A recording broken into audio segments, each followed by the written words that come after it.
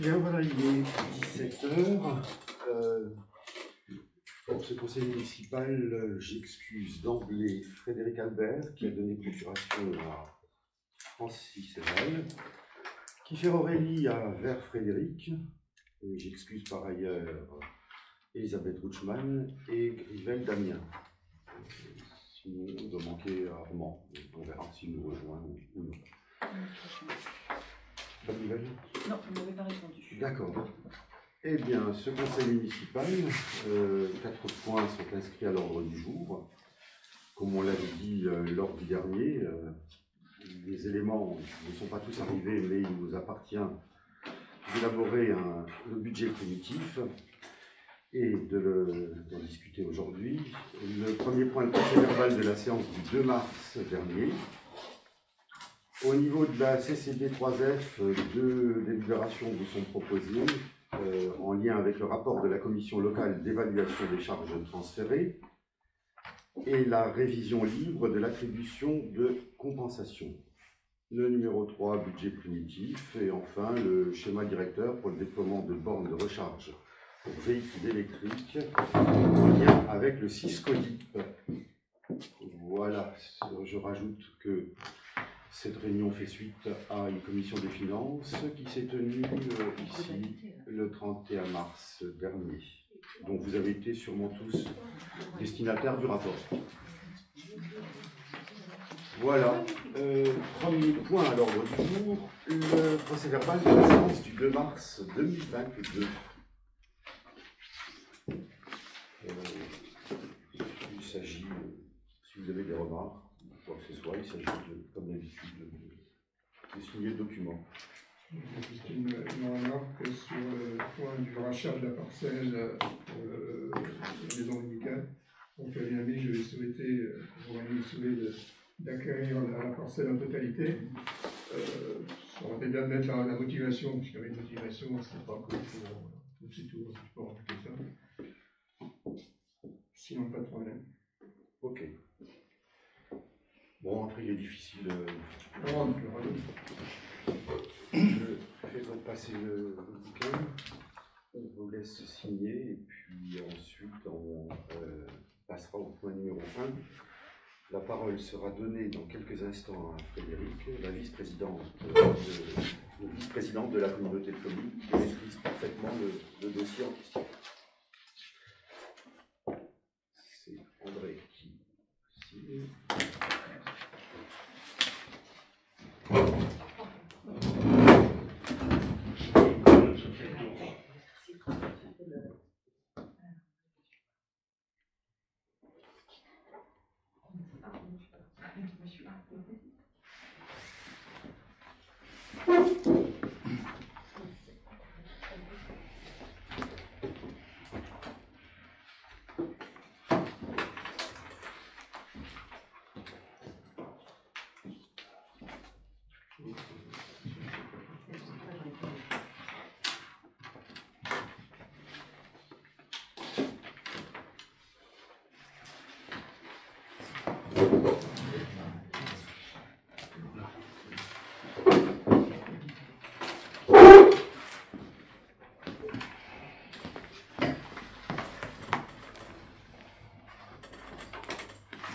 Et voilà.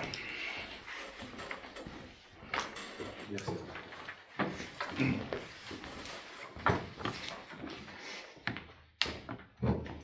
Bien, une délibération en lien avec la CCD 3F.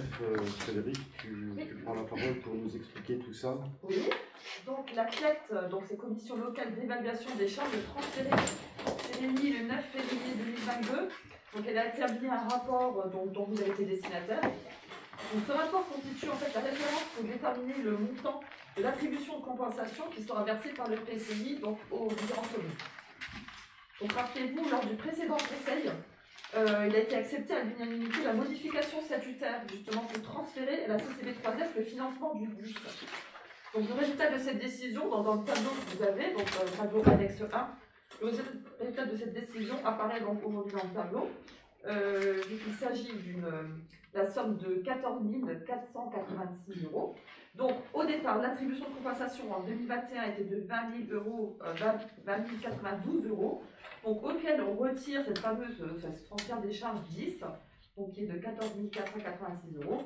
Et donc, l'attribution de compensation de cette année 2022 serait, j'ai bien serait, et justement j'explique après pourquoi, de 5 606 euros. Voilà. Donc, ce qui est demandé aujourd'hui, c'est d'approuver effectivement le présent rapport. Voilà. Est-ce qu'il y a des questions à poser? Non, On y reviendra peut-être après, mais les 20 000 euros, j'essaie de voir de quoi ils étaient comptés. Les 20 000 euros, c'était la compensation 2021. D'accord, 20 000 euros. Oui, oui, tout à fait. Oui. Donc là-dedans, il y a les 14 486 10. Qu'on retire à l'autre. Voilà, d'accord, Ouais. on retire maintenant. Ouais. Après, j'ai vu, on en parlera peut-être après. Oui. Donc c'est peut-être prématuré, il y a l'urbanisme. Oui, justement, voilà. Donc pour l'instant, si vous voulez, la première démarche, c'est celle-ci. Il faut déjà qu'on parte de ce principe-là. Voilà. Donc au départ, on voit déjà ce budget-là, c'est ce que devait normalement. D'accord. Voilà. Et ensuite, justement, par la suite, une fois que ça a été voté, par la suite, on vote la suite. Donc voilà, est-ce qu'il y a d'autres questions? Sinon, on passe au vote. Donc, qui s'oppose? Qui s'abstient? Ok. Bonjour, merci. Donc, ça a été décidé à l'unanimité. Donc, tout de suite, je rebondis. Alors, j'ai bien effectivement serait. Le Conseil communautaire a voté, donc par délibération en date du 3 mars 2022, la révision libre, donc c'est-à-dire non réglementée, des attributions de compensation, donc, afin de couvrir une partie de la charge faisant sous la CCB3F sur la compétence urbanisme. Alors, ça a été vu en commission, ça a été, voilà, ils ont longuement travaillé là-dessus, et ils ont estimé à peu près à 4 € le coût par habitant. Donc, ce qui ferait un forfait de 4 228 €, qui correspondrait au village, donc à 1057 habitants. Voilà. Donc, ce serait pas commune de Freistroff. Donc, du coup, ce qui nous amènerait effectivement, et là on repart donc, sur ce fameux tableau, ces fameux chiffres. On était donc à 5 606 €, auquel on retire donc les 4 228, et donc il nous resterait, enfin, on nous attribuerait la somme de 1 378 €. Alors sur la compétence urbanisme, on l'a peut-être déjà évoqué, mais je ne sais plus, il y a quoi dedans? Elle couvre quoi? Alors surtout là, ça sera pour couvrir les travaux qui vont être faits au niveau du PLUI, l'établissement du PLUI. D'accord, ok, donc ça finance en fait les modifications du... Peut-être pas la modification, ça sera carrément la création du PLUI. Là, on est en train de travailler actuellement, donc toutes les communes vont être sous le PLUI. Voilà. Et donc ça coûte 600 000 € à la collectivité. Ça c'est le coût du PLUI. Voilà. Ouais. Mais la compétence urbanisme, les 4 € par habitant et par an, oui. Ces 4 €, ils sont censés couvrir quoi comme... Une partie, justement, une partie des travaux. Une partie, parce qu'actuellement on est en train de travailler donc, sur l'urbanisme, sur le PLUI, et ça demande effectivement des travaux, des études. Qui sont faits ils sont pas faits par nous, ils sont faits par qui? Alors, ils sont pas faits par le service urbanisme, ils vont passer par des cabinets, des bureaux. Donc ça serait une participation en fait, qu'ils vont estimer à peu près à 4 € par habitant. Alors, certaines communes, si je peux rebondir simplement, certaines communes ont déjà des documents d'urbanisme. C'est vrai que Freistroff n'en a pas à l'heure actuelle. Que les communes aient un document d'urbanisme ou non, elles sont appelées sous réserve de la validation. Alors sous une forme un peu bizarre, parce que c'est la majorité qualifiée qui validerait ou non la décision de la communauté de communes. La majorité qualifiée, je le rappelle, c'est la moitié des communes représentant les 2 tiers des habitants, ou la moitié des habitants représentant les 2 tiers des communes. Sous réserve donc de validation, les communes, toutes les communes participeraient, qu'elles aient accepté ou non aujourd'hui, enfin, lors de leurs conseils municipaux, à l'élaboration de ce PLUI. C'était juste pour aller dans ce sens-là. Qu'elles aient ou non un document d'urbanisme. Tout à fait.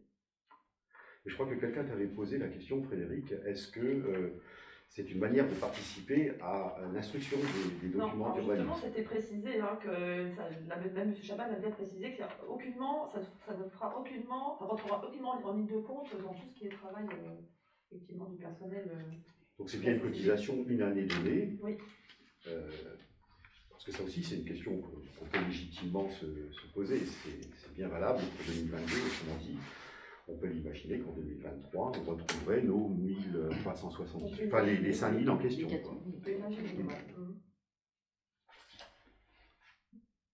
Bon, il y a peu de chance quand même. Pardon ? Toi, tu penses que ce serait pour une année seulement? C'est ça que tu viens de dire?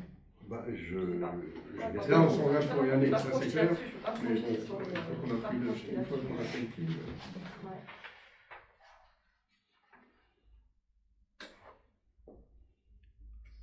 Voilà, donc ce qui conviendra effectivement de faire aujourd'hui, c'est donc approuver la fixation de l'attribution de compensation pour la commune de Freistrop. Donc voilà. Moi, je considère non seulement, mais si on regarde la délibération, moi je prends une délibération attribution de compensation 2022. Oui, c'est ça, On est bien d'accord, Mais ça ne veut pas dire que les autres... Évidemment, ça ne veut pas dire, mais on ne s'engage pas. Ce que je voulais simplement expliquer. Oui, on s'engage sur un an. On s'engage sur un an. On s'engage sur un an, tout à fait. Ça ne veut pas dire effectivement que ça ne soit pas soumis à notre approbation les années suivantes. Mais alors là, si j'ai bien compris, en fait, c'est pour faire des études, etc. Pour travailler sur PLU. Sur PLU, on n'a pas trop le choix. Aujourd'hui, on est rentré dans ce mécanisme.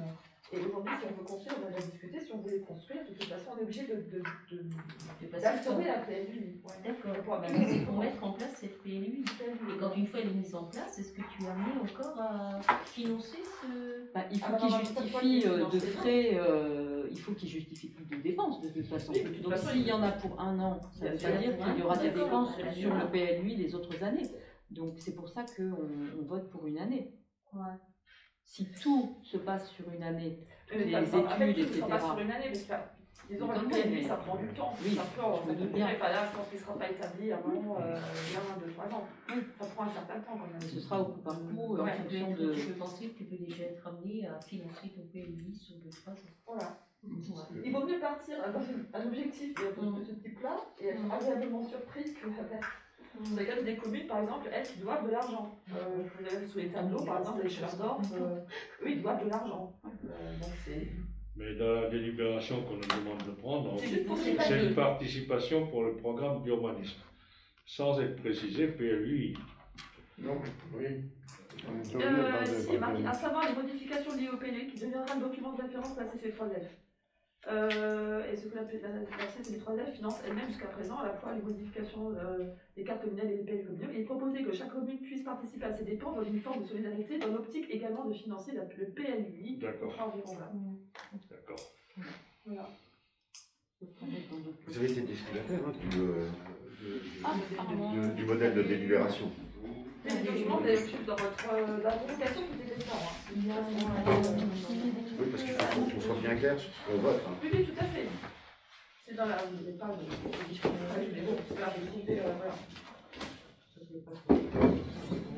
Donc, voilà, vous demandez. Donc, d'autres questions éventuellement? La semaine, la dernière fois. Donc, il vous est donc demandé d'approuver la fixation de l'attribution de compensation. Donc, qui s'oppose? Qui s'abstient? Je vous remercie. Tu as vu qui s'abstenait? Voilà. Donc là, maintenant, ma question, il reste 1378. Oui, c'est ça. C'est quoi? C'est ce que la Comco va vous verser. Oui, d'accord.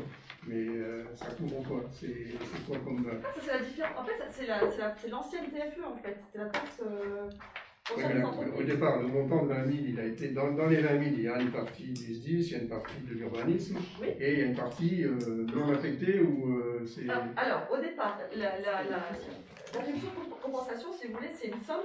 À l'époque, les communes touchaient directement les taxes des entreprises. Ouais. Et à un moment donné, ça a été délégué aux intercommunalités, c'est-à-dire la Comcom, et ça fait c'est elle qui reversait cette somme aux différentes communes. Donc c'est pour ça que chaque commune avait sa somme d'argent par rapport au nombre d'entreprises, par rapport au nombre d'entreprises qu'il y avait sur sa commune. Voilà. Et donc cet argent, ben voilà, à nous on avait par exemple, à Freistrop 20 092 €, qui soit dit en passant, ça baissait aussi, hein. Avec le temps, ça n'arrêtait pas de baisser malheureusement. Oui, mais dans les 20 000, alors, je me répète, il y a le SDIS et l'urbanisme, donc le delta, il n'y a pas grand-chose. Le SDIS prend déjà 75% des 20 000. Le SDIS, c'est à 14 000. On enlève les 14 000 sont bien dans les 20 000. Donc les 20 000, c'est le SDIS, c'est l'urbanisme, et c'est les 1378 qui restent maintenant, qui représentent le delta. Donc, Qui sont reversés à la commune et qui apparaîtront sur le budget primaire. oui, j'ai bien compris. Mais je ne comprends pas votre question. Je ne comprends pas votre question. Moi, dans les 20 000, si on exclut le SDIS et l'urbanisme, le delta, le restant, c'est les cotisations des entreprises. Si vous voulez, pour éviter, oui, pour éviter, si vous voulez, que normalement, chaque année, la Comcom nous verse l'entièreté, si on peut dire comme ça, de la somme. Et là, plutôt que de faire, je vous donne, mais je vais vous reprendre juste après, ils le prennent directement. Voilà. Et la somme pour le PLUI, c'est pareil, ils le gardent directement. Oui, ça va. Voilà. Et donc ça correspond effectivement à la différence, à ce qui reste finalement sur la somme qu'on devait toucher normalement en termes de taxes liées aux entreprises. Donc c'est le reste. Investir dans d'autres domaines, quoi. Oui, après, Lorsque la commune est passée à la TPU, quelques années après sa création, le montant de la taxe professionnelle que percevait la commune a été figé. Il a été versé à partir de là à la communauté de communes. Dans le cadre de nouvelles créations ou de fermetures d'entreprises, ce montant-là ne bougeait plus. Et il était versé par les entreprises à la communauté de communes et reversé aux communes. Il est figé depuis l'époque. C'est-à-dire que c'est assez... Enfin, dans la mesure où la communauté de communes est passée à la force professionnelle unique, c'est elle qui engrange les bénéfices de ce qu'on appelle aujourd'hui la CFE, la cotisation foncière des entreprises, ancienne taxe professionnelle. Non, c'est ça ma question, les 1370, c'est la taxe professionnelle. C'est le seul, en fait, c'est le seul de... C'est une part de la taxe professionnelle, parce que la taxe professionnelle en elle-même, c'est les 20 000. Oui. Mais la taxe professionnelle de l'époque. De l'époque. Voilà, de l'époque. Parce que ça, ce qui est un petit peu dommage, c'est qu'effectivement, aujourd'hui, même s'il y a plein de sociétés qui viennent s'installer, on n'aura quand même pas plus. La communauté de communes, oui, mais pas la commune. Ouais. Sauf dans le cadre du foncier bâti, on va dire. Obligatoire à partir de celle-là. Sauf que dans le cadre du foncier bâti. Oui, voilà, par ça. Mais sinon, pour le reste, non.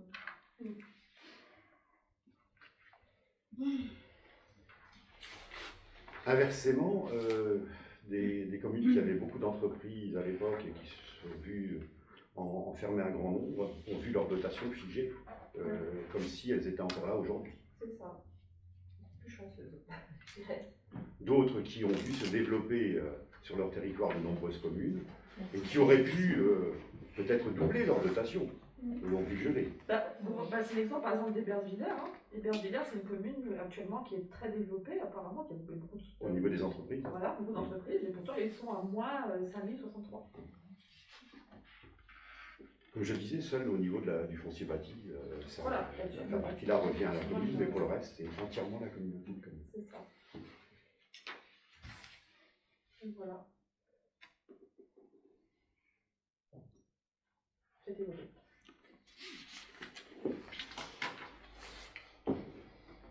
J'ai fait, j'ai voté. Ok, c'est Oui, bon. on a voté. Ça a été voté. Oui. Alors pour le budget primitif, je passe la parole à Carole Auclair, l'adjointe en charge des finances. Oui. Alors, pour vous présenter le budget primitif 2022, si vous voulez vous appuyer sur les tableaux qui vous ont été distribués avec l'ordre du jour, c'est 5 pages avant la fin, si vous voulez qu'on se retrouve...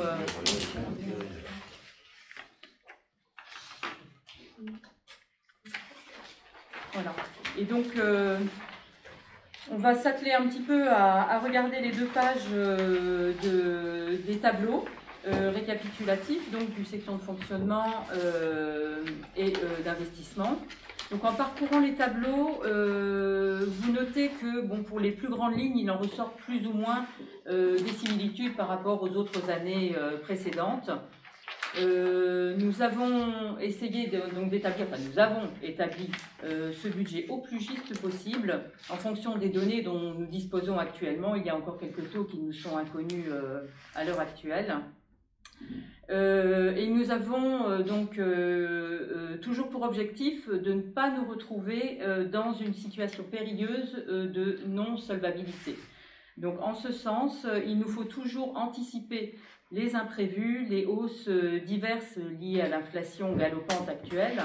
Et donc, il faut qu'on ajuste les dépenses pour être toujours en capacité de payer nos factures.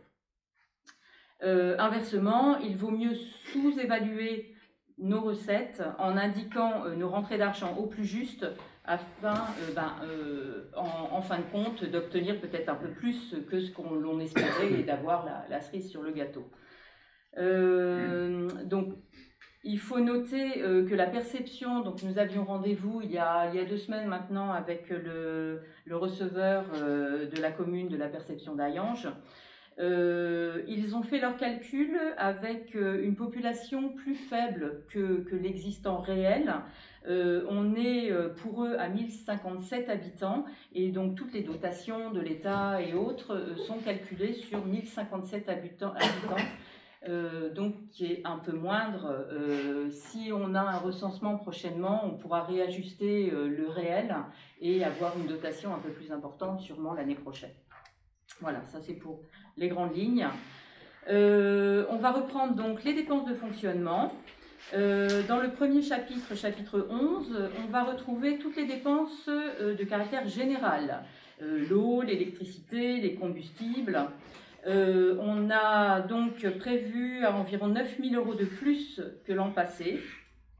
Vous comprendrez bien qu'avec toute l'inflation qu'on vit actuellement et les augmentations diverses, il vaut mieux être d'une grande prudence pour pouvoir valider notre budget. On retrouve également les services extérieurs, essentiellement l'ONF pour les contrats de coupe, les travaux de voirie, les travaux de bâtiment, enfin les frais de fonctionnement, et essentiellement les PEP également. Il faut... pour les PEP, oui, il faut tenir compte des années Covid qu'on a connues ces 2 dernières années. Les PEP n'ont pas réussi à avoir des années complètes, ils n'ont pas pu organiser les vacances, les centres aérés, etc. Donc là, on va se baser sur une année, cette fois-ci une année complète. Et en plus, on a la chance d'avoir des enfants complémentaires. On est à plus de 65 enfants actuellement, donc qui est en moyenne une belle hausse par rapport à la cinquantaine à peu près qu'on avait avant. Ça leur pose un petit peu de problèmes pour accueillir tous ces enfants. Ils ont fait plusieurs services aussi le midi, puisque sur la pause méridienne, c'est là où se concentrent le plus d'enfants. Mais bon, on ne va pas râler d'avoir un beau succès sur notre périscolaire. On a également les transports pour la piscine, par exemple, pour les écoles. Ça a repris. C'est Keolis, je crois, qui s'occupait et qui nous a assuré les mêmes tarifs qu'auparavant. Donc ça aussi, c'est pas mal. Enfin, quelque chose qui n'a pas augmenté.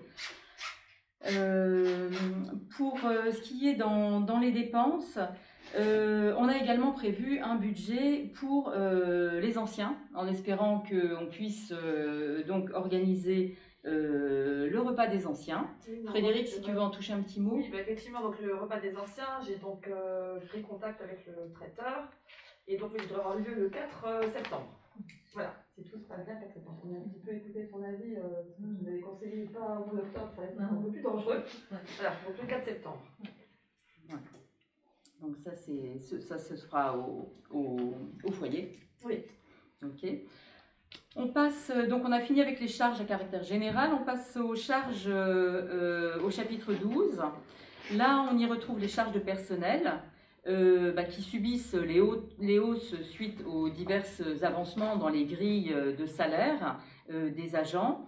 Et il y aura également, normalement prévu au mois de juillet, une revalorisation. Et donc, on se doit de l'anticiper sur le budget. Au compte 65, il y a les autres charges de gestion courante. Donc là, on voit une diminution de 17 200 €.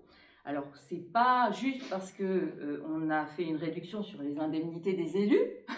C'est essentiellement le coût du SDIS, effectivement, comme on en a parlé précédemment, qui a été rebasculé sur la communauté de communes. Et donc là, cette charge incombe dorénavant à la CCB3F pour environ 14 400 €. Voilà, ça c'est l'essentiel de cette réduction. Au 66, vous avez 15 000 € qui représentent les intérêts d'emprunt, puisqu'on a toujours des emprunts en cours, mais au fur et à mesure des années, cette somme s'allège. Au 22, vous retrouvez un petit 429,78 €, mais ça c'est simplement la somme qui sert à équilibrer au centime près notre budget, donc qui est ajusté à cet endroit-là. Et donc nous constatons un total des dépenses de 608 329,78 €. Voilà.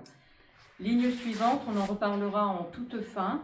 Ces 237 000, c'est la valeur que l'on aura dégagée et que l'on retrouvera au compte 21 plus tard en recettes d'investissement.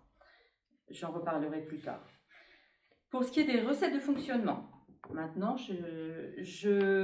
donc le chapitre 13, les atténuations de charges. Au précédent budget, il était prévu 7 400 €. Or là, on a prévu plus que 500. Grosse différence. En fait, ce sont les remboursements de sécurité sociale, les complémentaires santé, etc. sur les arrêts maladie. Et cette année, on a décidé qu'il n'y aurait plus de malades. Voilà. J'avais proposé à monsieur le maire de faire un arrêté en ce sens. On va voir si c'est de bon augure. C'était juste pour rire. Donc on a prévu, on ne peut pas prévoir ce genre de choses. Donc on a mis 500 €, on a budgétisé 500 €. Voilà. Pour le compte 70, produits de services, alors là c'est l'ONF qui a prévu des recettes pour 52 300 €. Ça fait une belle hausse. À savoir, j'ai regardé, on était en 2021 en prévisionnel à 21 300 et on avait un réalisé à 25 491. Donc c'est dû à toutes les coupes qu'on a fait l'année précédente. Au 75, on peut revoir les 32 000, l'autre somme, qui sont les loyers perçus et la location de la salle, plus des petites choses. Voilà. Pour ce qui est donc du total des recettes de fonctionnement, on ressort un fonctionnement à 647 300 €. Et donc, auquel il faut rajouter l'excédent de l'exercice précédent de 198 029,78 et on atteint donc 845 329,78 €, ce qui équilibre la balance entre les dépenses et les recettes. Voilà. Donc, on dégage un autofinancement de 236 000 €. Attention, il faudra retirer l'emprunt en cours qu'on va voir tout à l'heure. Donc 236 000 €, ce n'est pas notre richesse réelle. En tournant la page, on va passer à la section d'investissement. En regardant les dépenses, alors on aperçoit un 15 000 € au chapitre 20. Ces 15 000 € en fait, il s'agit d'une provision pour couvrir, comme les 4 € par habitant que nous demande la CCB3F pour couvrir les frais d'études sur le PLUI, nous on aura à couvrir les frais du bureau d'études qui va chapeauter l'étude pour la maison médicale. Ce parcours va nous suivre jusqu'au choix du maître d'œuvre. Donc, on a prévu une enveloppe de 15 000 € qui devrait couvrir la première tranche, donc la première année de cette aide du bureau d'études. Au 21, on a donc les 201 050. C'est essentiellement l'ONF. Donc, on prévoit en coupe 75 000 € de dépenses d'investissement. Donc l'ONF nous a demandé de prévoir 75 000 € pour la replantation des zones qui ont été, des sapinières qui ont été coupées. Alors, à savoir qu'en contrepartie, on n'aura pas la subvention. On va recevoir, on va faire une demande. Joël était en train, justement, c'est fait. Elle était encore en train ce matin. Donc, on reçoit une subvention jusqu'à 50%. Non, c'est plus. C'est plus, mais avec, c'est plus, mais sur pas la totalité, pas la TVA, etc. Donc, en gros, ça va être un gros 50%.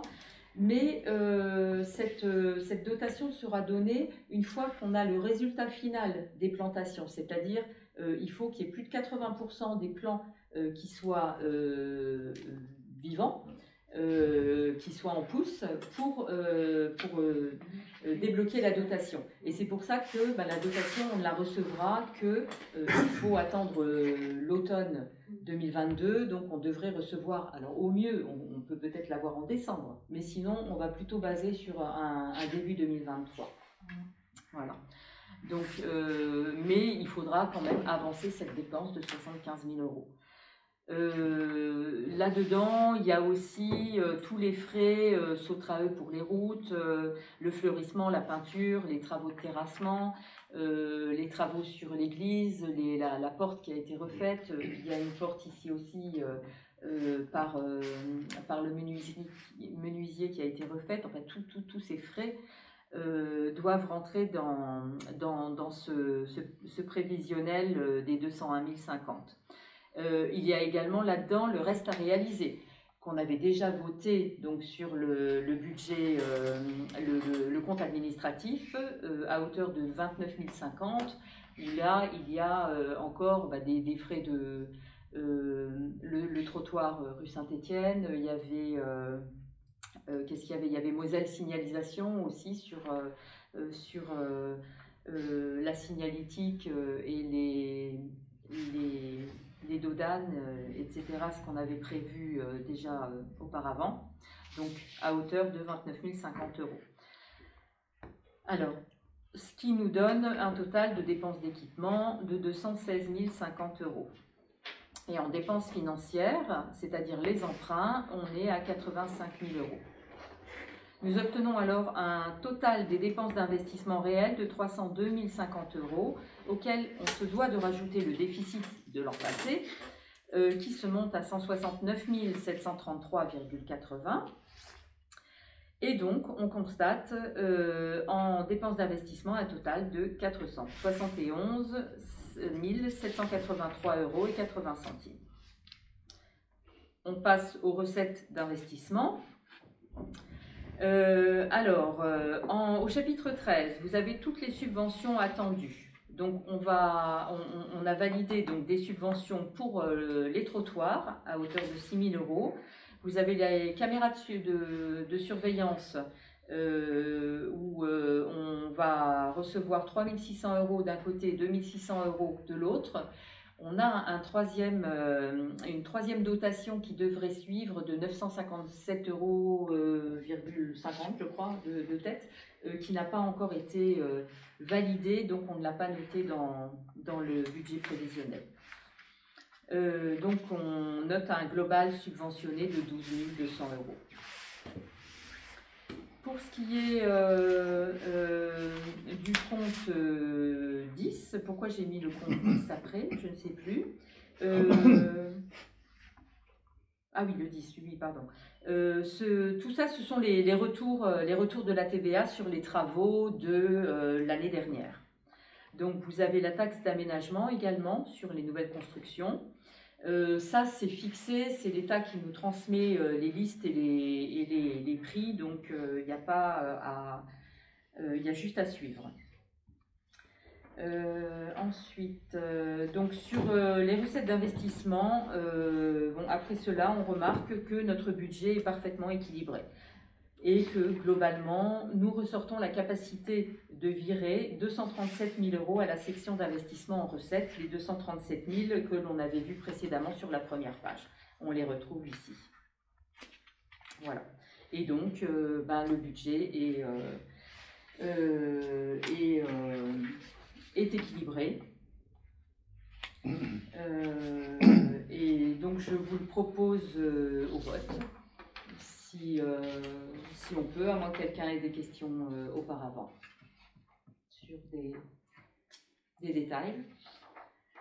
Donc, qui est contre ce budget? Qui s'abstient? Je vous remercie. Bien, le point suivant concerne... Merci pour la très bonne présentation. Merci, Rien à redire. j'espère que c'était pas trop long. Non, c'était surtout bien concis et très explicite. En ce qui concerne le point suivant, vous avez été destinataire, une fois de plus, d'un pavé qui nous avait été envoyé par le CISCODIP. Le CISCODIP, dont je rappelle que c'est le syndicat intercommunal de suivi de la concession de distribution publique d'électricité. Ce syndicat a vocation à aider dans le cadre de certains investissements grâce à une dotation qui lui est versée par Enedis directement. Ce syndicat a lancé une étude. Donc vous avez vu le pavé qui fait 108 pages, me semble-t-il, et que chacun connaît évidemment par cœur. J'ai apprécié la page 44. Bien. Attends, juste, ce syndicat couvre quelles communes? J'ai vu quelque part une centaine de communes du secteur du pays thionvillois. Pour moi, ça me parle pas. Il a été constitué dans un premier temps, c'était en 1994 de mémoire, et il était constitué des communes issues des trois frontières, donc le secteur de Thionville, Cirque-les-Bains, Cap-Blanc, etc. Jusqu'à la création de la communauté de communes, je me rappelle peut-être, c'était le CIVOM VRD, dont Pascal Jette était le président, qui s'occupait de cette distribution de la redevance dite R2 aux communes. Lors de la création de cette communauté de communes, la compétence a été reprise et la communauté de communes a décidé d'adhérer à ce syndicat qui était déjà existant, effectivement, qui regroupe, qui va bien au-delà des frontières de la communauté de communes. Alors, je ne sais trop comment elle s'appelle, l'agglomération de Thionville, la communauté de communes de Cattenom, font partie de ces 108 communes. Toutes les communes de la CCB3F en font partie. En font intégralement partie. En font intégralement partie. Suite à la dissolution du CIVOM VRD, c'était dans les années 2011 ou 2010. Ouais. Et par exemple, on bénéficie de la redevance R2 dans le cadre de travaux d'enfouissement. Lorsqu'on a enfoui les réseaux en 2008, dans la traversée de Fresroff, on a eu une petite participation de Enedis qui n'était pas mirobolante. En fait, il me semble qu'à l'époque, 120 000 € étaient affectés à ce syndicat et que, en fonction des différents projets et des montants, était fait un prorata pour attribuer une dotation aux communes qui investissaient. C'était une manière aussi, on va dire, mais très petite et pas très encourageante, faite à l'époque par EDF, pour que les communes se substituent à cet organisme pour réaliser les travaux d'enfouissement. Je crois que ça s'appelait la redevance R1. Et la redevance R2, elle a pour objectif de financer des petits rajouts, des éclairages publics, des éclairages de Noël, par exemple, des petits montants. Alors, on n'inscrit pas souvent les montants au budget parce que on ne connaît pas les travaux qui sont réalisés dans les autres communes et on ne sait donc pas quel est le montant qui nous sera attribué, puisque seule une enveloppe est donnée au CISCODIP et qu'en fonction du nombre de travaux, la distribution se fera de façon plus ou moins parsemée. Donc ce syndicat a lancé une étude. Il a lancé une étude comme l'invitation vous le disait, une étude permettant de mettre en place un schéma directeur pour le déploiement de bornes de recharge pour les véhicules électriques.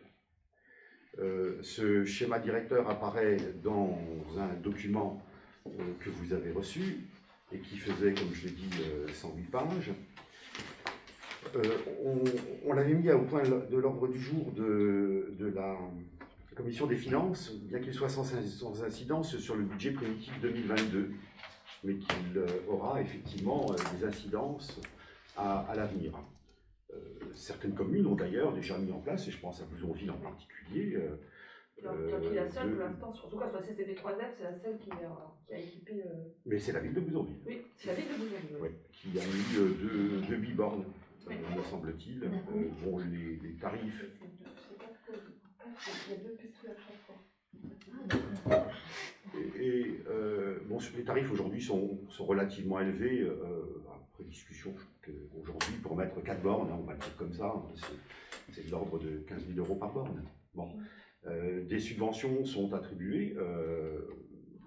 Alors, la ville de Bouzonville, par exemple, les a obtenues en dehors du cadre du SISCODIP, puisque le SISCODIP était seulement en train de mettre en place son étude.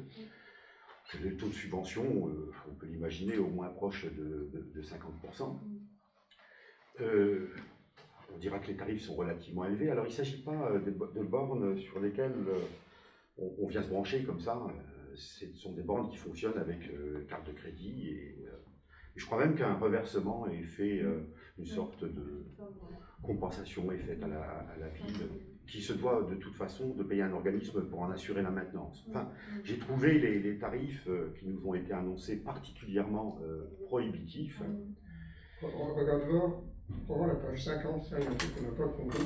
Tu viens de dire 50% de subvention, et là, c'est ce que je ne comprends pas. Pendant la page 50, oui. C'est pas là, mais bon, je l'ai noté. Je prends 2 secondes. Semi-rapide, je ne sais plus combien, qui varie de 22 000 à 27 000 € en coût brut. Et quand tu prends le coût net, toute subvention déduite, il y a 3 lignes de subvention, on arrive à 1 300 à 4 800. Donc là, ça fait 80% de subvention. Je ne comprends pas. C'est bien plus que 50. Est-ce que ce tableau-là, il est applicable aujourd'hui? La page 50 que tu as là. Je pense que oui, les charges semi-rapides, je vois. Regarde la dernière ligne. Oui. Total net, c'est marqué Oui. total net, je crois. Oui. Là où on était en brut à 25, entre 22 et 27 000, on passe en net à 1 300 à 4 800. Donc c'est. Alors c'est sur la subvention, c'est 80%. Alors c'est sur une durée de vie donnée, parce que tu as remarqué qu'il y a les aides à devenir, donc qui sont les subventions. Il y a surtout les aides de location, Climaction. C'est-à-dire qu'elles ont été cumulées, ces aides, je suppose, sur une durée donnée, une durée de vie, entre guillemets, des bornes. Et c'est ce que j'ai appelé tout à l'heure le retour qui est fait aux collectivités dans le cadre de la location. Lorsqu'une personne va payer, il y a une partie qui va revenir à la collectivité. Donc c'est le total net, c'est sur la durée donnée. C'est comme la réfaction de la TURP. La TURP, c'est une taxe qui est versée sur notre facture d'électricité ou lors de l'utilisation du service et qui est reversée ensuite en partie à la collectivité. Donc on va considérer que sur une durée d'utilisation donnée, effectivement, ça peut revenir entre 1 300 et 4 800 € en fonction d'une utilisation certainement importante sur un site donné. Donc si c'est ça, c'est pas donné, mais presque. Sauf que à la base, tu n'as que l'aide à devenir. Bah, ça, je sais pas. Ouais. Les aides locales Climaction, moi je regarde ce que j'ai eu comme discussion avec le maire de Bouzonville. Il y a un retour mensuel qui est fait, alors qui n'est pas négligeable. Hein. À Bouzonville, les gens vont faire leurs courses, vont s'arrêter dans les surfaces, dans les grandes surfaces, et vont utiliser ces bornes de façon peut-être plus intense. Alors en fonction effectivement de la borne, qui peut être basse puissance, puissance moyenne ou charge rapide ou semi-rapide, les tarifs baissent et peut-être les ristournes faites aux collectivités aussi. Toujours est-il qu'aujourd'hui on part d'une base de subvention de 50% sur le dossier en question. Vous l'avez vu comme moi, alors, je ne sais plus quelle page là, le barème à devenir diminué à partir d'avril, page 46. Taux d'aide 50%. Page 46. Oui, pour la partie. Après, il y a des ristournes qui sont faites. Il y a des ristournes qui sont faites. Oui. Et quand. Enfin, j'ai vu quelque part, tu disais qu'on pouvait supposer que le prix des bornes allait baisser. Je n'ai pas dit qu'on pouvait. Enfin, je l'espère. Oui, mais ce qu'on peut aussi craindre, c'est les subventions, en fait. on le voit, hein, les subventions, même pour le particulier, elles sont attaquées, je pense, elles vont baisser. Donc, j'imagine que pour les collectivités, ça va être pareil. Ouais. Donc, plus on atteint, plus on prend le risque d'avoir moins de subventions. Je suis d'accord, mais si tu reviens sur l'exemple du particulier, il y a des domaines, lorsque les gens ont des crédits d'impôt, et ça a été le cas sur les cols à granulés, sur les panneaux photovoltaïques ou autres, on se rend souvent compte que lorsqu'il y a une subvention, les tarifs sont plus élevés et que lorsque l'aide attribuée par l'État diminue, les tarifs en question ne vont pas forcément à la hausse. Pas forcément.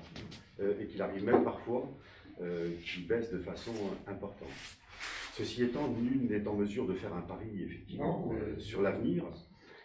Comme vous l'avez lu dans le schéma directeur, le schéma directeur, la commune de Freistroff serait concernée en 2025 pour une borne, je crois, et en 2027 pour 2 autres bornes.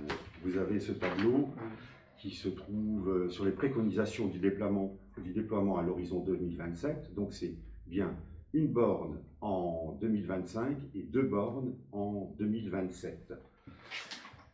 C'est la page 84.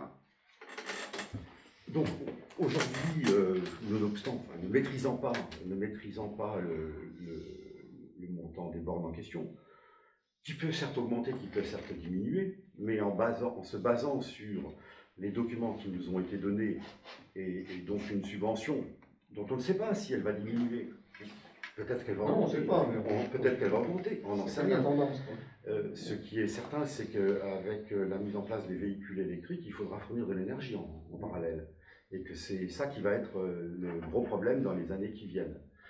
Et là, on va voir peut-être se développer peut-être un peu plus les énergies renouvelables. Peut-être que notre projet d'éolienne aura plus de chances de passer. On n'en sait rien. Toujours est-il que ça va devenir très compliqué de fournir cette électricité et qu'à un moment donné, d'autres questions vont se poser pour la mise en place de ces bornes. Sur Freistroff, la commune pourrait être concernée, devrait être concernée, je crois qu'il a été noté pourrait, mais devrait être concernée, ou devra être concernée, en 2025 et 2027. Donc les mises en place sont relativement élevées à l'heure actuelle. Je pense que bon, c'est quand même important hein, de se dire que ça peut aller de 22 à 27 000 euros pour 2 prises de recharge. Mais que la subvention, effectivement, telle qu'elle est conçue à l'heure actuelle, elle est de 50%. Alors, notre engagement, il ne se limite pas, tel qu'il est décrit ici, et en regardant le document et le pavé en long, en large et en travers, il ne se limite pas au nombre de bornes, mais l'étude a été faite faisant en sorte que le déploiement des réseaux électriques permettent les mises en place en question. Et il est évident que si des bornes sont mises en place, il faudra respecter et se mettre en conformité avec la disponibilité du réseau électrique que je ne suis pas en mesure de vous donner aujourd'hui. Voilà où on en est. Ce qu'il est proposé, alors Freistroff n'est concerné que sur quelques pages, hein. On est concerné un petit peu tous, mais il y a des communes, celles qui verront leur champ d'action programmé très rapidement, bénéficient de plus de pages que nous. Nous, on fait partie des communes dans leur globalité, avec Freistroff nommé uniquement sur la page que j'ai précisé tout à l'heure. L'idée aujourd'hui, c'est d'approuver la convention. Ce qui est certain, c'est que, ça il faut le rajouter, hein, la non-approbation de la convention entraîne la non-obtention des subventions. Ça, c'est ainsi que ça a été dit. Je crois que ce qui était surtout important, c'est de se dire qu'aujourd'hui, on a un organisme vers lequel on peut se tourner, un organisme qui nous aidera non seulement à trouver le prestataire, qui nous mettra en place les bornes, pas forcément au meilleur coût, mais de la meilleure façon possible, et qui nous aidera à obtenir là où les subventions qui seront disponibles au moment où on sera amené à déposer le dossier. Vous avez lu, comme moi, certainement, sur le document qui vous a été distribué, la convention qui vous est proposée d'approuver. Elle fait quelques pages, je ne vais pas vous en donner lecture. Il s'agit aujourd'hui simplement d'approuver les conclusions du rapport de préconisation du bureau d'études, d'adopter le schéma directeur de déploiement des infrastructures de recharge tel que proposé. On s'engage évidemment pour Freistroff, mais également pour toutes les communes concernées, et d'autoriser le maire à signer une convention selon les termes indiqués avec le CISCODIP. CISCODIP qui, petit en passant, nous fait un peu pression maintenant, parce qu'il y a sûrement des dossiers déposés. Qui Fernandège, vice-présidente, nous a sollicité depuis le dernier conseil à plusieurs reprises pour qu'on fasse cette délibération et que le dossier soit effectivement lancé pour l'obtention non seulement des aides, mais également peut-être des prix qui ont déjà été avancés pour d'autres communes, les plus importantes sont concernées pour le moment, vous l'avez vu dans les dernières pages, de façon à ce que les projets puissent voir le jour sur ces communes dès cette année. Voilà, en gros, après, c'est un gros dossier, beaucoup de choses sont énumérées à l'intérieur. Bon, ça nous engage à réfléchir, je crois, et c'est surtout ça aujourd'hui, à ces mises en place dans les années qui viennent, permettant de répondre à un besoin de plus en plus important, on l'imagine, entre les véhicules hybrides et électriques, on en voit de plus en plus circuler. Certains ont déjà mis des équipements à la maison, je le suppose, qui sont des charges plutôt lentes. Aujourd'hui, le système rapide ou semi-rapide, on lit dans la presse que ça permet de recharger, en tous les cas le rapide, 80% du véhicule en 20 minutes. Je ne connais pas trop les durées en question, mais ça peut paraître intéressant pour des autochtones qui se rendent compte le matin que leur batterie est vide et qu'ils ont un grand trajet à faire, ou pour des gens de passage, parce qu'il faut savoir aussi que lorsque les bornes sont mises en place, elles sont géolocalisées, elles permettent à des gens de passage de pouvoir les utiliser moyennant paiement. C'est important de le préciser, moyennant paiement. Il ne s'agit pas de bornes de distribution d'électricité gratuite. Non, mais c'est important de le préciser parce que... J'ai entendu à la télé ce matin ou hier soir, je ne sais plus, que les prix de rechargement étaient très variables d'un endroit à l'autre et suivant l'organisme qui les a implantés. Donc il fallait absolument vérifier le prix du rechargement et au cours du voyage ne recharger que la quantité absolument nécessaire pour arriver au but et après continuer à recharger à la maison. Sauf que les prix en question sont très évolutifs et pas forcément à la baisse, on le sait. Oui.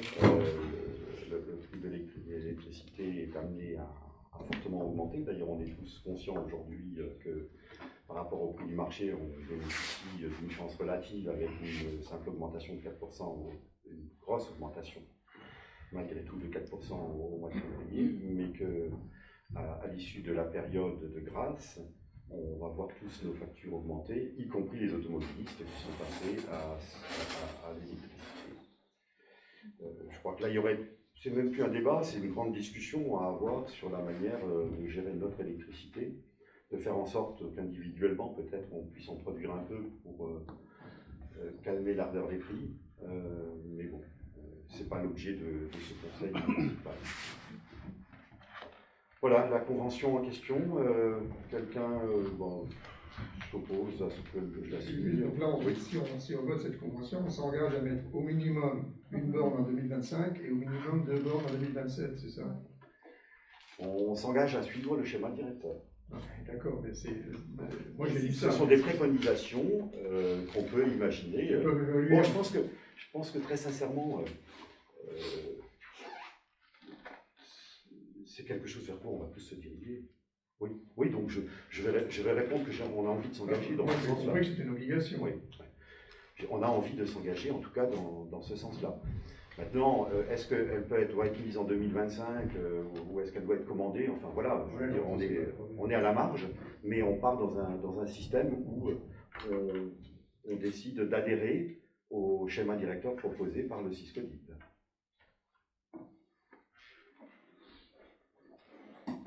La question qui pourrait être posée, pour laquelle je n'ai pas la réponse, c'est si d'aventure on envisageait d'en mettre une en 2024, est-ce qu'on serait subventionné? Ça, c'est une autre question. Si d'aventure la question devait être posée,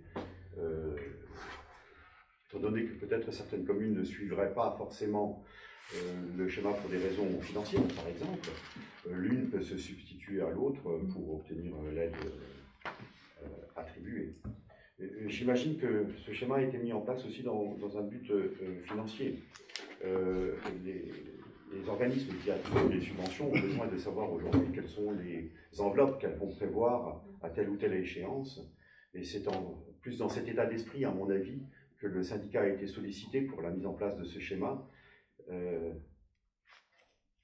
y a cet aspect répondant à la demande, mais aussi est-on capable d'y répondre grâce aux enveloppes qui seront prévues. Je pense que Frédéric, on en fait tous les deux partie un peu de cet organisme et on le ressent un peu sous cette forme-là. Un autre problème avec ça, est-ce que la production électrique sont suffisante pour alimenter toutes ces bornes là? Personne ne veut de l'éolien, personne ne veut du nucléaire. Vous allez l'alimenter comment? Avec le courant C'est la vraie question. Moi j'ai vu une émission sur les déchets des fermiers. C'est une remarque pertinente, Francis. Je l'avais évoqué, le véritable problème aujourd'hui. Comment ils ont fait pour déterminer que, par exemple, nous, il nous en fallait 3, ou à peu près 3, parce qu'après, je veux dire, il faut 20 minutes pour recharger un véhicule. Oui, ça c'est ce que tu as dit, grosso pas, modo. pas sur cette borne-là. Sur la semi-rapide. Pas sur la semi-rapide, non. Il faut combien de temps? 3 heures. J'en sais rien, il faut plusieurs heures. 20 minutes, c'est des bornes hyper rapides avec un Tu te tarif. rends compte Combien de kilowatts elle faisait? Les autochtones Ils ou font 60 000 euros. des gens de passage qui vont venir et qui tout d'un coup se rendent compte que floup, il y a... Alors ils seront au courant de la qualité de la borne. Ils seront au courant de la qualité Non, mais de la c'est du borne. dépannage, Mais ils c'est ne pas faut pas charger simplement pour de du la- corps, c'est pas... Ouais, mais si c'est un dépannage, s'il y a de la route à faire et si l'autre bord, il a pété au Oui, mais chemin, ça, c'est... ça va te faire des Disons, films je pense d'attente. que Tu l'intérêt, vas c'est voir de surtout- grands parkings.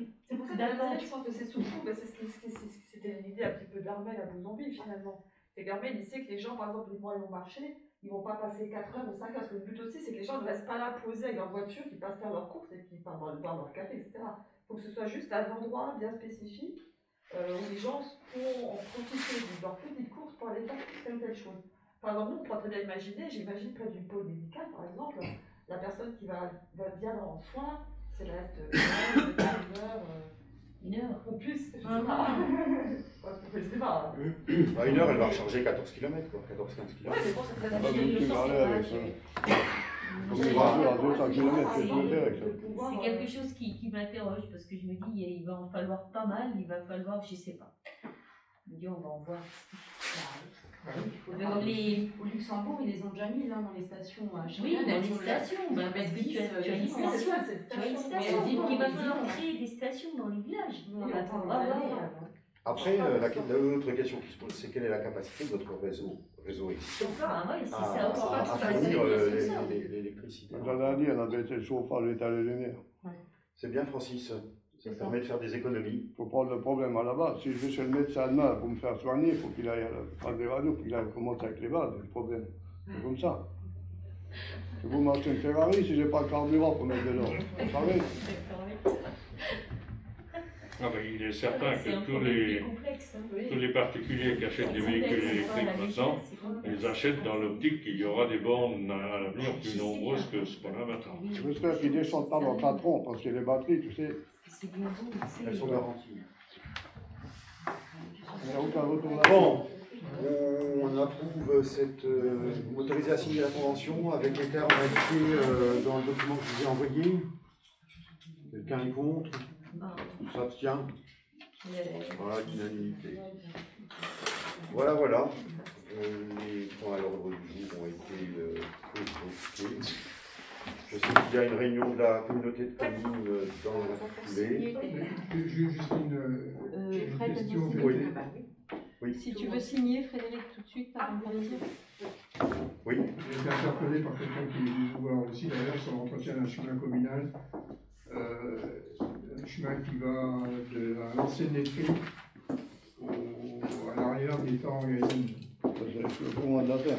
Ouais. Donc là, a priori, il y avait un chemin communal, parce qu'a priori, il y avait un chemin communal qui est envahi par la broussaille, par les haies, par... Le côté communal à débroussailler, il a accès, la personne en question a accès à son champ en accès.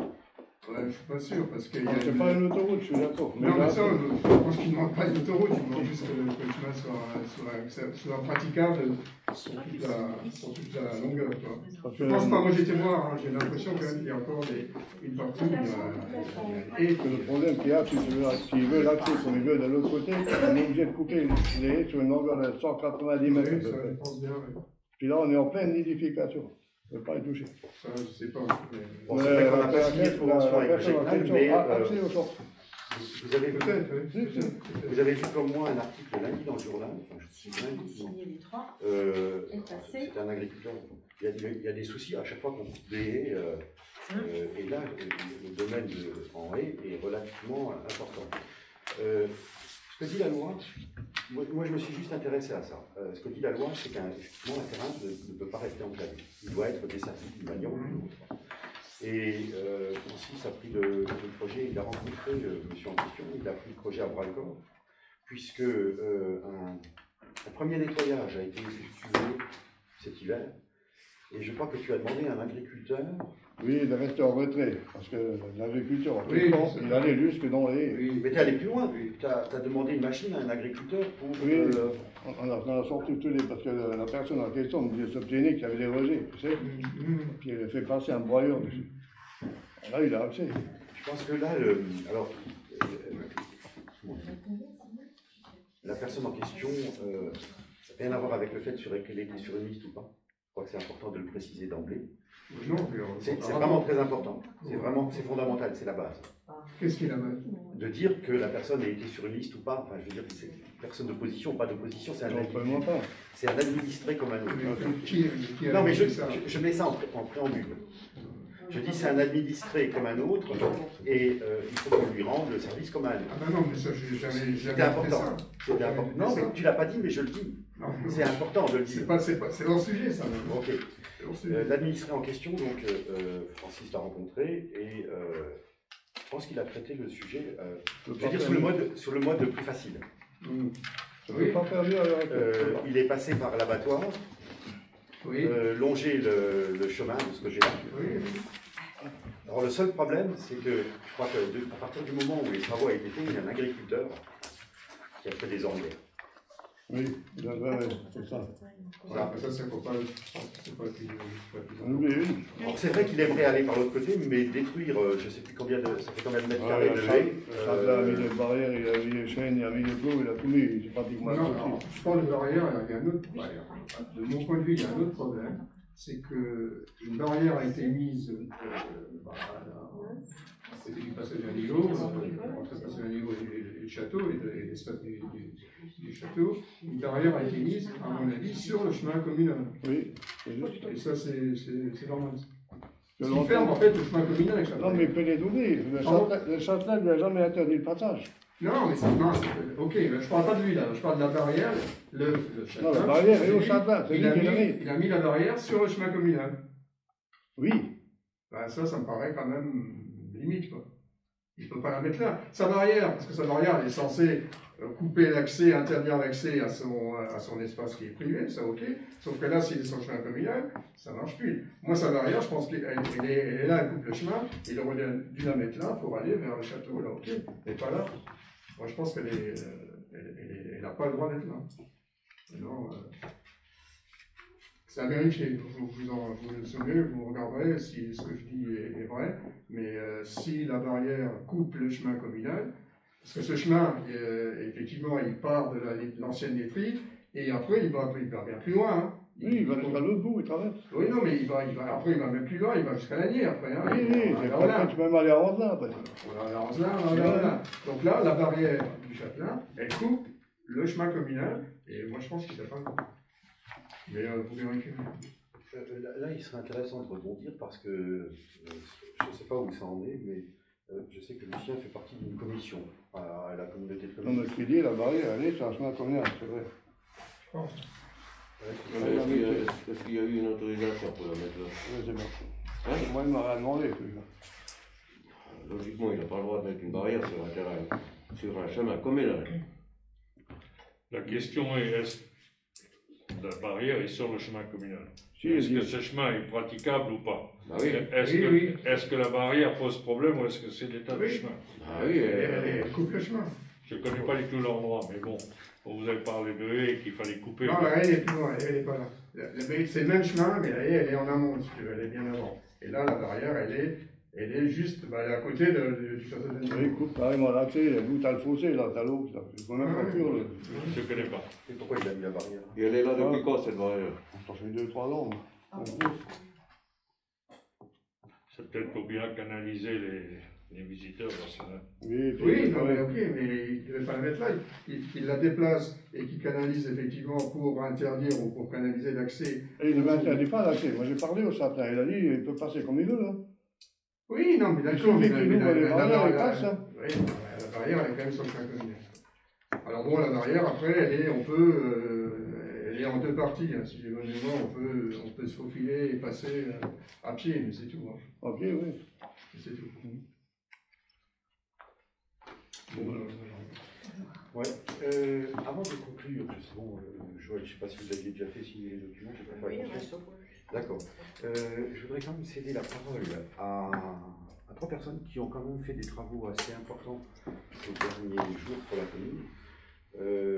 André, Lucien et Francis, vous pourriez, je sais pas, nous parler du chemin qui a été mis en place et qui devrait rejoindre le parcours de santé. Il a été inauguré aujourd'hui parce qu'il y a 2 groupes de marcheurs qui l'ont utilisé aujourd'hui. Bien. Alors, nous en dire un peu plus? J'ai vu 2 groupes de marcheurs. Non, mais sur la mise en place, enfin, il y a eu la mise avec en place, Christophe aussi. Hein. La mise en place, elle a été faite. Francis a dit, ça n'avance pas, on va le faire nous-mêmes. Qu'est-ce que tu en penses? Et puis j'ai dit, on va mettre 2 troncs en acacia, puis de fil en aiguille, j'ai mis 2 troncs en acacia, après on a mis des blocs de béton qu'on a récupérés dans la forêt communale, et puis après on a mis des rambardes, et après j'ai fait scier les planches, et puis voilà, le pont a été fait. Donc le pont a été fait. Ça nous a pris 4 jours de travail et ça coûtait à la commune une boîte de vis. Il faut dire que c'est André Civil qui a fourni toutes les matières premières. Ouais, Et les poteaux pour le fléchage. Merci, André. Non, merci. Hein. Non, mais comme j'ai dit l'autre fois, le fil conducteur de toute ma vie, c'était œuvrer pour avancer, là, il fallait avancer. Là, on avancera sur le chemin. C'est une très belle devise. Mais je voudrais juste dire que maintenant, il faudrait pouvoir aller jusqu'au bout.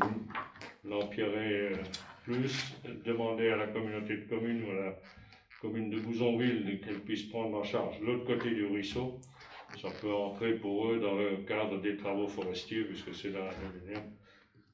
Ça leur coûterait une affaire de 1000 euros pour eux. Est-ce que c'est l'ONF ou est-ce que c'est la commune de Bouzonville? C'est forêt domaniale de Bouzonville gérée par l'ONF. Oui. Mais l'ONF avait déjà donné son aval pour ce chemin-là en 2011, sans préciser de nature de travaux ou quoi que ce soit. Un empirement a été fait. Ou de l'autre côté. Côté entre la rue Guélin et le ponceau en question. Oui. Non, pas jusqu'au pont, que la moitié. La moitié.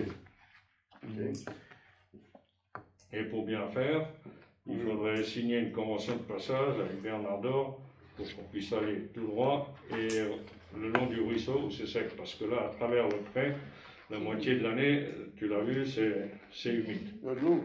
Vous l'avez déjà rencontré, Bernard? Non. Oui, moi je l'avais vu, mais j'attends qu'on le réponse aujourd'hui. On va essayer de... Bah écoute, tu sais comment qu'il est Bernard, hein, voilà quoi. Il faut aller voir Bernard avec Armand qui lui exploite les champs et c'est une solution qui arrange tout le monde. Bernard, lui, finalement, il n'a pas grand-chose à gagner. Armand a y gagné dans la simplicité pour exploiter et puis ça arrangerait tout le monde. C'est une question de logique. Je ne pense pas que Bernard soit contre si on lui explique le problème comme il faut. Mais là, on a la clé, effectivement. Armand, tu le vois tous les jours, parle-lui-en, puisque c'est toi qui exploites toute cette parcelle-là. Tu lui parles, c'est donnant-donnant. Il veut dire quoi? Bah, si on peut effectivement longer mon pas et revenir au long du ruisseau. Et comme ça, on ne passe pas. Quand tu veux, la charrue au milieu. Oui, de toute façon, le faire passer à travers, c'est. Voilà, c'est quand Les même bornes, bien. les bornes qu'on a plantées il y a 2 ans, on pourrait les enfoncer un peu pour qu'elles soient à fleur du sol ou 3-4 cm en dessous, qu'on puisse éventuellement les retrouver avec un détecteur de métaux si un jour on en a besoin. Mais au moins, tu pourrais exploiter normalement. Et ma sœur s'était proposé de rédiger la convention de passage. Donc ça, c'est une chose qui peut se faire. Tu vois ça, Lucien? Je vais aller le revoir, Bernard. Allez-y tous les deux, expliquez-lui le cas. Allez voir sur place pour qu'il comprenne. Et si on déplace le chemin communal, parce que c'est le chemin communal qui traverse, Oui, on déplace oui. l'autre surface. On a les forces, quoi. Non, mais le chemin communal, il descend là où c'est empiré. Ça, t'as dû voir. Oui. Après, il part comme ça, à travers. Et il arrive vers le Et ponceau. clairement, si on stabilise le chemin, tu vas être emmerdé jusqu'à l'os pour. Ça coupe en deux parties. Alors que si on pouvait passer le long de son parc et revenir sur le bord du ruisseau, tu serais en surface peut-être un peu gagnant et en tout cas pas embêté pour travailler. Ok, donc Lucien va voir ça. Je vais voir Bernard. André, et puis avec Bernard et André, si tu as un exemple de convention, on est preneur. Bah, si Oui, d'abord, il faut l'accord. s'il n'y a plus que ça à faire, hein, Ouais. Bernard, je le connais bien, je peux vous accompagner si vous voulez. Pas de souci. Ok, Il n'y a ok. pas besoin d'y aller à 50 non plus. Mais le mieux, c'est de l'emmener sur place pour qu'il comprenne bien ce qu'on veut. Merci à toutes et à tous, bonne soirée.